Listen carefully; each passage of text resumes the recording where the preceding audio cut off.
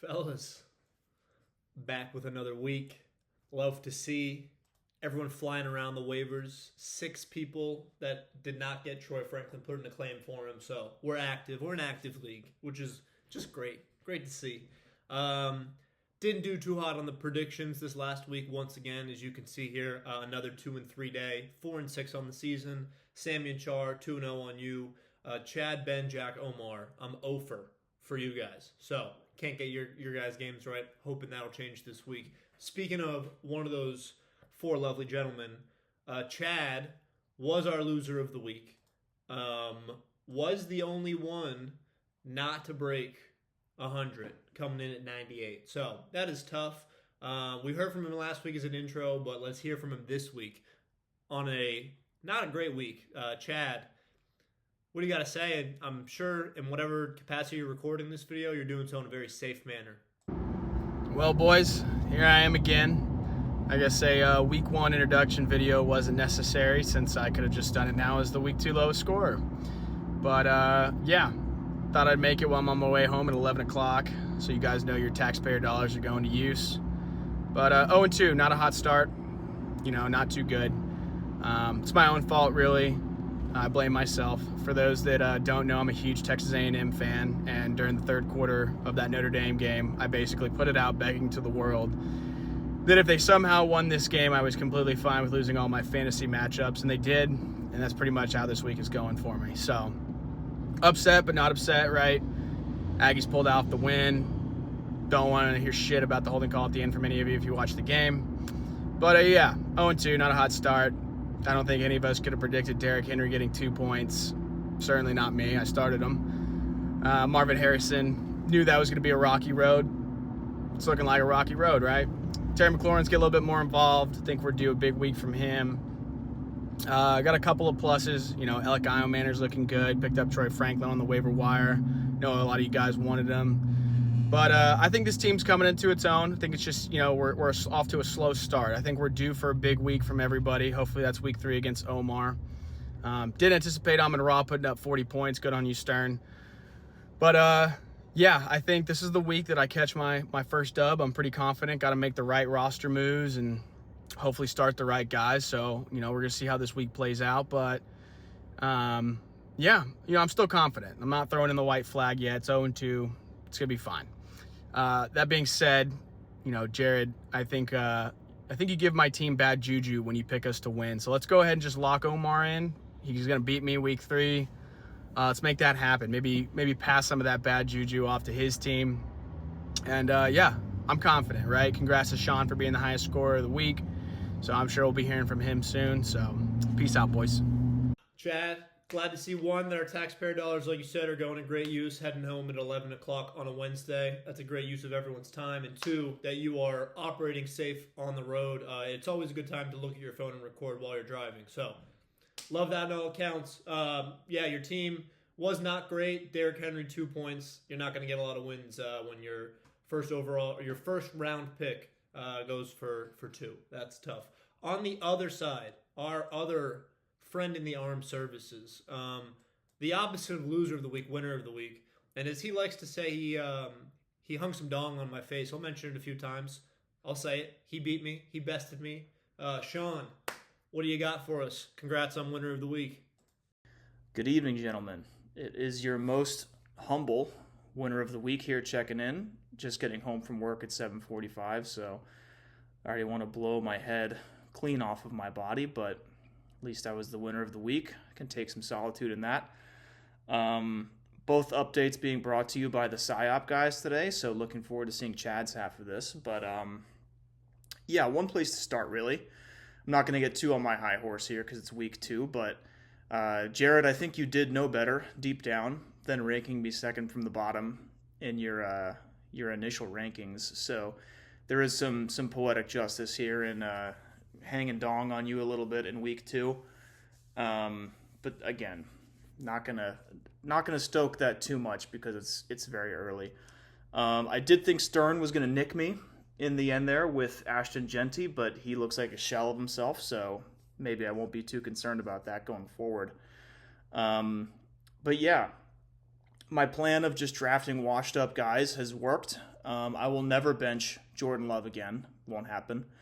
That kind of leads me to my point of both teams this week. Jared and I both making some very questionable managerial decisions. The one that sticks out, I mean, Jared's team was just kind of meh this week.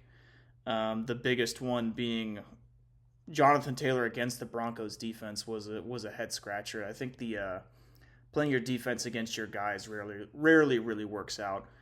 On my end of the spectrum, Justin Fields. I'll never bench Jordan Love again, like I said.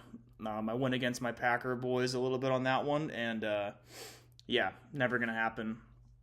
I'll also pat myself on the back for not being too reactionary with Malik Neighbors, because he goes and drops basically 40 points this week. So, my one kind of exciting new guy in the league, because Travis Hunter's never playing again. He sucks.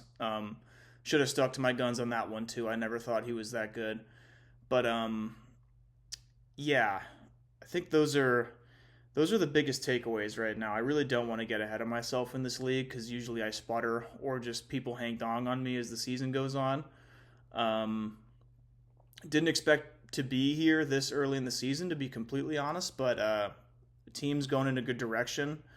I would expect, I think my last takeaway was expect some heinous trades from Jared coming in the future, because if you look at his team right now, I mean, I know Justin Jefferson had a down week, Chase Brown had a down week, but with no Burrow, is Chase Brown going to be a 30 points a week guy or an 8 points a week guy, because everyone's just going to game plan against him. That would be my parting piece of wisdom here. Beware. Jared will probably start lobbing some very questionable trades to each and every one of you. Stay vigilant, but that's pretty much it for me. Take it easy, guys, and good luck to everybody next week. Yes, Sean drops 130 something. Give me 1 second, getting it pulled back up. Yeah, 139. No one topped 140. We had a couple people with 130. 139 on me, beats me by 27. Not very close. And he's right. Broncos defense, I thought, they're supposed to be one of the best defenses in the league. We'll get to that later. Sean, with a resounding victory, and yes, I did know deep down that I probably shouldn't have slotted you at 9th, but I was just giving what my eyes saw me. So we will get into the matchups, the recaps like we always do. Congrats to Sean on this winner of the week. Chad, I hope to see you making not another loser of the week, but hopefully a winner of the week video in the near future.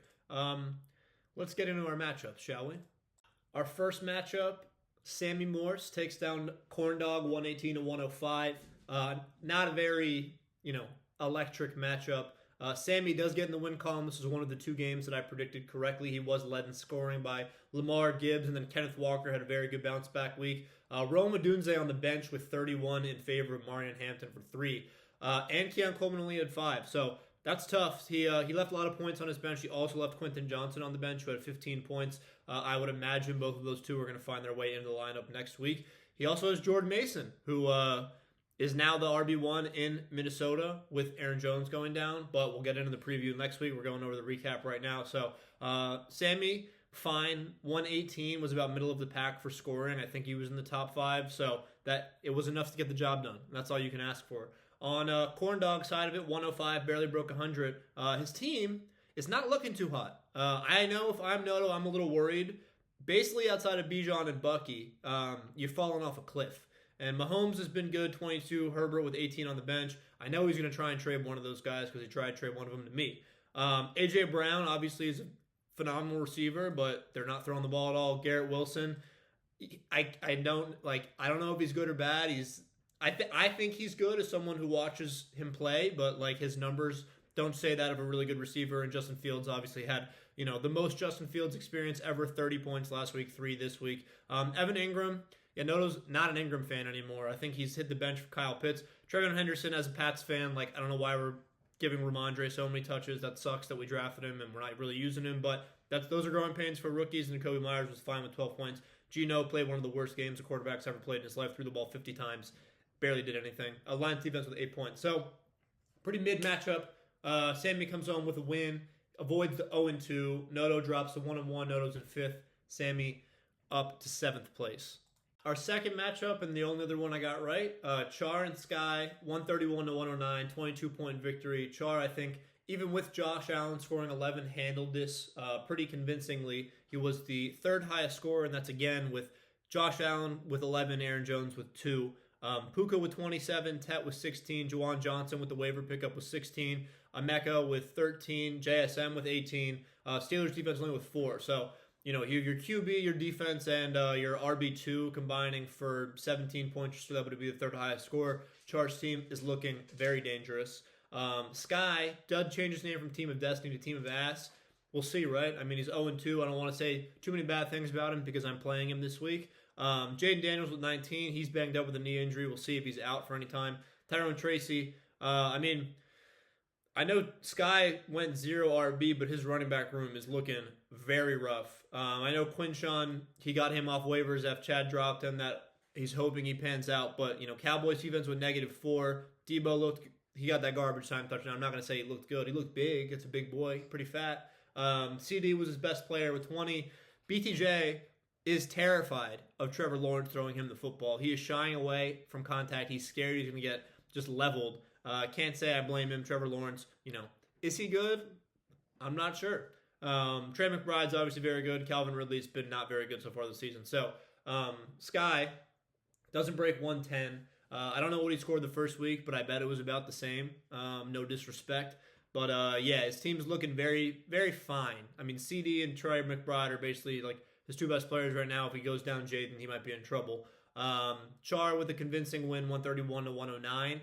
Char, one of the 2 undefeated teams, but he's currently in first place.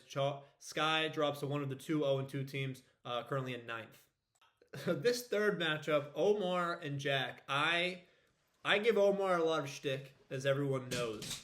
I legitimately thought this game was over going into Sunday night with how the projections were looking. I think Omar was projected to finish at like 130-ish, 140, and then his team just collectively decided that they didn't want to play football anymore. We'll do Jack's side first because he won. Burrow loses probably for the year. That's very tough for Jack. That Burrow, T. Higgins stack, not looking great. Saquon with 17, Chuba with 18, T. Higgins with 14, Jalen Waddle with 17. So very, very good performances out of his core group. Brock Bowers disappoints with only 8. Not a lot for someone you've taken the second round. Diggs with another disappointing performance, only with 7 points. And that's with Drake May absolutely shredding the Dolphins' defense. And then the Ravens' defense was really what brought it home for him with 15 points going against a porous Cleveland Brown offense. So Jack, he's down Burrow, but he gets a win, a much-needed win with him losing his starting quarterback. And then Omar, like I said, I really thought this was in the bag. I mean, Jamar had 36. ETN had 17. He's looking like he's going to blow him out of the water. And then you get to the 4 o'clock slate. Cortland Sutton catches 1 pass. Laporta only had 5 points in a 52-point win for the Lions. Drake London disappointed. Lab McConkey disappointed. I think Lab McConkey it looks like the third option for the Chargers.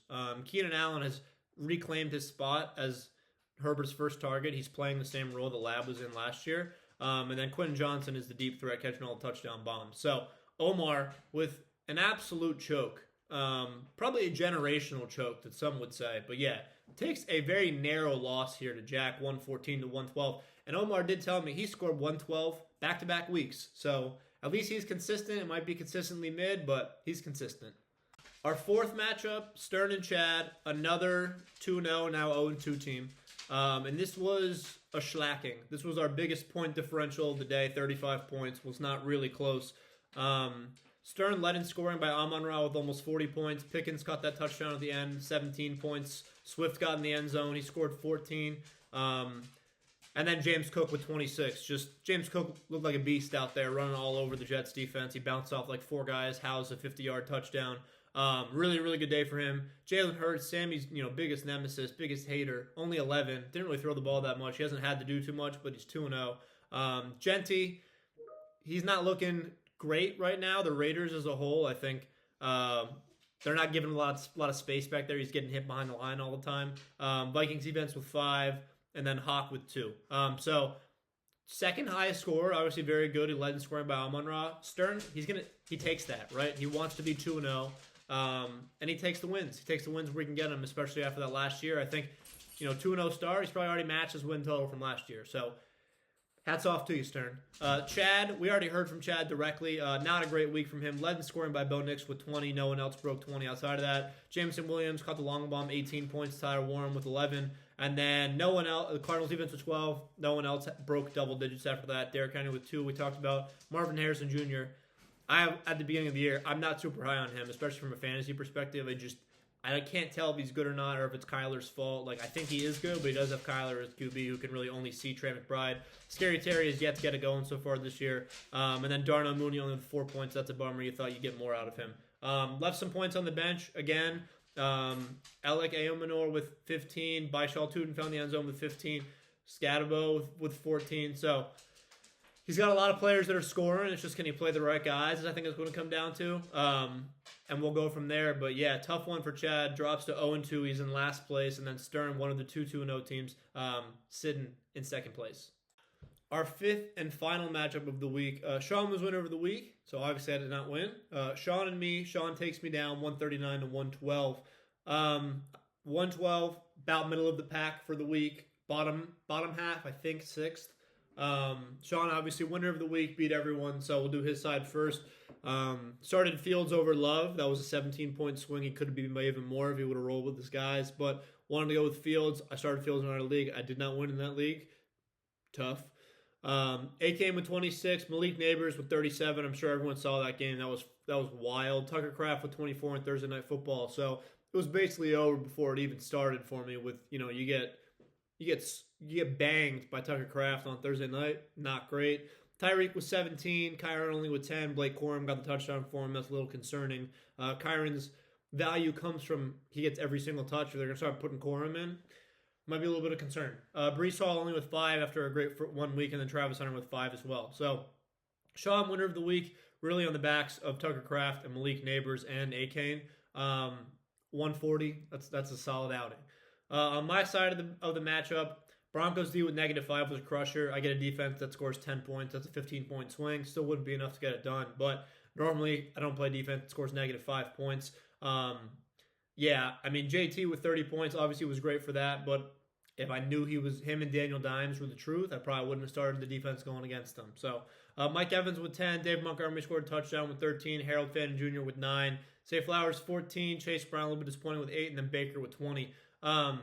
Solid outings. Drake May with 26 on the bench. Maybe we find a way to get him in the lineup. We're definitely hurting without Kittle for sure, but it is what it is. Juwan Jennings with 19 on the bench as well. Might need to get him involved as well with Mac Jones back at the helm. My take of him being competent in San Francisco is looking fuego. So, Sean gets the win. I dropped to 1-1. He comes up to 1-1. I'm in third place, and he is in fourth. That's our recap for last week. Let's pivot, get into some predictions, get into some upcoming games, shall we? Our first matchup, Char and Jack. Probably the easiest pick I'm going to make all week. Char. Let's get into the matchup. It's going to be Char. So if you don't feel like watching, feel free to skip ahead. Char's team is better. He is, without Aaron Jones, running back depth was definitely going to be a struggle for him, but it looks like Ramondre is remaining the RB1 for some God-forsaken reason in New England. So he will at least get a couple weeks out of him. Wouldn't surprise me if he does try to trade for an RB2, maybe some depth on his bench. We'll see, right? Maybe Xavier Worthy is back. He can afford to trade away Tet or Igbuka. We'll see. Josh Allen against the Dolphins on Thursday. I imagine this game might be over before it's even started. But yeah, we'll see. Juwan Johnson looks like been a good waiver pickup last week. I got Fannin instead of him, but Juwan with a touchdown, 15 points again. He's the tight end 2 so far in the year. Rattlers feeding him the ball. On Jack's side of the matchup, did Jalen Waddle practice today? No, he's listed as questionable. It's tough. It's tough to see a guy with so much passion for football already be in such poor shape like this. He loses Burrow. Saquon's obviously fantastic. T. Higgins takes a hit without him. Jalen Waddle's been meh most of his career. Brock Bowers is fantastic. Diggs has yet to really step up as the wide receiver 1. I'm not really sure if he is in New England. Drake May's been spreading the wealth a lot. Javonte is probably Jack's best pick that he's had with where he got him. Got him in the 11th round, looking like a RB1, a low end RB1, high end RB2. Char's 2-0. He is the league's leading scorer. He's been on fire. Puka's been awesome. Josh Allen was great week 1, and he has CMC. He's healthy. So I think Char takes this one. Jack, feel free to prove me wrong, brother. Second matchup, probably my favorite matchup of the week. Sean and Sammy, two teams that I faced already this year. One I've won, one I've lost. Sammy, who I'm always rooting for. Sean, who just laid a smacking to me, and I have put some newfound respect on his team. Justin Fields has found his way out of the starting lineup for Sean. I'm not sure who I'm going to pick yet, so I'm going to talk my way through it, and we'll get there at the end of my ramble. He's rocking with the Packers, who look like a Super Bowl contender. Packers defense may score 30 points by themselves this week against Cleveland. He's going with Breece Hall. Travis Hunter's found his way to the bench. He picked up Kendre Miller, which is, sure, why not? Kyle Monangai, that's a guy right there. Romeo Dubes, Travis Hunter found his way to the bench. Nick Chubb actually looked decent. And Monday Night Football with that game, the game before the one that ended at like 3 in the morning. Tucker Kraft looking like a tight end stud this year. Devontae Adams finds his way back to the starting lineup. He's washed, but, he had 22 last week, so it's all good. Malik Neighbors, obviously, the man, so good. So Sean's team's looking pretty good. He's projected for 136, which is the highest projection this week out of all of the teams. So good on Sean. On Sammy's side of it, Omar Hampton has found his way to the bench, which I do think makes sense. Rookie running backs are getting off to a real slow start this year. He's got Lamar against Detroit on Monday. Really excited for that game. He's got Jameer against that. So this game's coming down to Monday Night Football for sure. Jordan Mason looking like a steal for Sammy with Aaron Jones going down. Nico, you got to hope that CJ Stroud stops being horrible at football. DK Metcalf, that's going to be interesting against my Pats this week. If Christian Gonzalez is back, that is going to be much, much worse for DK. But if he misses again, DK's probably in for a good day. Our secondary is atrocious without him. And then Kincaid on Thursday night. Kenneth Walker, and then Adunze finds his way in the starting lineup, and he's got the Bills defense as well. So I like both of these teams this week. I think this will be a high-scoring matchup. I think I have to pick Sean just because I've played both of these teams, and I lost to Sean and beat Sammy. So on that reason, I will be picking Sean. But Sammy, I'm always rooting for you. Matchup 3, we got Stern and Corndog, and this game comes in about even. Noto is a 0.3 point favorite on paper, but Stern 2-0, Noto 1-1. This is a good matchup too. Stern, Jalen against the Rams, Genty against Washington, James Cook on Thursday. That'll be interesting to see. He's been really good so far. He's currently sitting as the RB1 right now.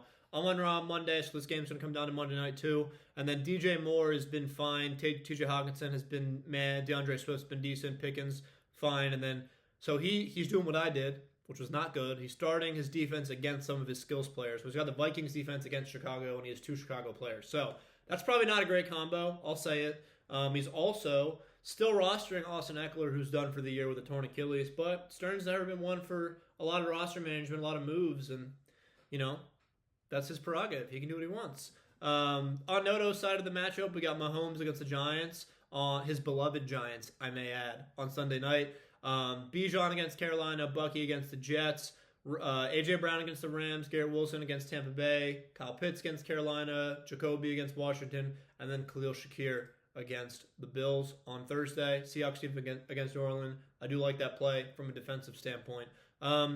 I think Noto's projections are higher than what his team is probably going to produce. A.J. Brown, his projections are staying higher than he's been scoring. He's projected for 14. He had 1 and 7, respectively.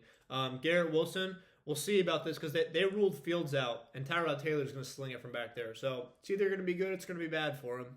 And I don't know which one it's going to be. Bucky's been great. Mahomes has been fine. I'm still not super high on him from fantasy quarterback perspective. Khalil Shakir, we'll see. I'm not loving Noto's team. I wouldn't be surprised if he ends up plugging Dobbins in for Shakir. And Trevion Henderson does find his way to the bench, which I think makes sense given how the Patriots have been using him so far this year, unfortunately. I will be taking Stern here. I think Stern's team is better than Noto's. I think Noto, as I've said, is a Jack merchant. If he can't make a trade with Jack, then it's going to be a bad season for him this year. So I have written down Stern, and I think it's going to be him. our fourth matchup and our lowest projected total matchup, Omar and Chad. Omar comes in about a 15-point favorite, which is pretty staggering. But Chad is starting Alec Ayominor and Troy Franklin, both two guys who were very good this last week. So their projections are probably a little lower than what they're actually going to get, in my opinion. I have gotten requests from both of these guys to stop picking them. So this makes my job a lot more fun because neither of them want me to say their name. I can't get either of these guys' games right. When I pick either of them to win, they lose. That's just how it goes. On Omar's side of it, he's going with Daniel Jones at the helm. Trevor Lawrence has found his way to the bench. Daniel Jones has been balling. So he's the QB2 on the year. James Conner's been fine. Jaylen Warren, he's been a really good pick for Omar. 13 the first week, 17 last week. Jamar obviously is Jamar. Drake London has not been great for him. Kelsey has been fine. Lab McConkey, as we already talked about, not been great. And then Tony Pollard, I'm not super high on him either. And then we got the Bengals defense against Minnesota with Carson Wentz at the helm. And Carson Wentz loves turning the ball over for Minnesota, so that could be a decent play, even though the Bengals defense historically is very bad. Chad, Bo Nix at the helm. Derrick Henry going up against Detroit on Monday. He's got Josh Jacobs against Cleveland. That's a pretty tough matchup. Cleveland's run defense just held Derrick Henry to 2 points last week. Marvin Harrison, we talked about. James Williams against Omar's beloved Ravens. Tyler Warren popped up on the injury report today. He didn't practice. And not sure what's going on with that. That might be a little concerning for Chad because I don't think he has a backup tight end. And then we already talked about his two rookies that he's got going on there. Actually, is Troy Franklin a rookie? I'm actually not sure. I know the Tennessee guy's a rookie. Colts defense against Tennessee. So both these guys have expressed, Jared, don't pick me. I'm going to lose if you pick me. But I got to go with my gut. And I think Omar's going to win. I think this one's Omar. Sorry, Chad. Sorry I can't pick you to win here. But I think Omar's taking this one. He's going to score at least 112.5 points this week. Our last matchup, me and Sky, we both come in at a 50-50. Sky actually comes in at a 0.7 point favorite right now, but that's with Jaden Daniels with points. I don't know if he's going to play. If he does not play, Dak fills in for him, and I'll switch to a slight favorite. We talked about Sky's team already. The zero RB is hurting him for sure. With Kamara as his RB1, Tyrone Tracy right now plugged in as RB2. CD is awesome. If he gets Dak, he's got the Dak CD stack, which is either going to be great for him or real bad. BTJ, obviously, really good receiver, very scared of Trevor Lawrence. Trey McBride, I think this is probably his best player outside of CD. And then Ridley and Fat Debo. We got him rounding out his flex. Bucks defense against the Jets, in theory, should be a good play with their backup this week. On my side of the matchup, we're definitely hurting without Kittle, as I mentioned. I might plug in Ertz. If I did, projections would go up. I'd be a favorite, but we don't go with projections. We go with what we actually going to think. Baker, I love. Chase Brown, I'm still optimistic that he'll be decent. Jonathan Taylor obviously looked awesome. I think he has the most amount of rushing yards in the league right now. JJ, I'm very optimistic still. Mike Evans, still good. Zay Flowers, good. And I've been flipping back and forth between Juwan and Zay Flowers. I know I'm coming off a loss, but Sky's 0-2, and I can't pick an 0-2 team to beat me. So this is a must-win for the boys. Because if we lose to Sky's team, that will be good for no one. But I still would like for people to trade with me. We're almost 3 weeks in, not a single trade. That's a league record. Love for anyone to make any trade, except for Jack and Noto. Let's get some stuff going. Let's get some offers out in the open for everyone. But outside of that, I'm going to write myself down. I'm sure Sky will complain about something that happens that's out of my control. But that's what we're here for, and we love him. So good luck to everyone this week. Make sure you as always, you guys hit the waiver wires already. I was going to say hit the waiver wires. Hit some trade offers. Why not, right? Good luck to everyone. Hope you live well and prosper. Godspeed.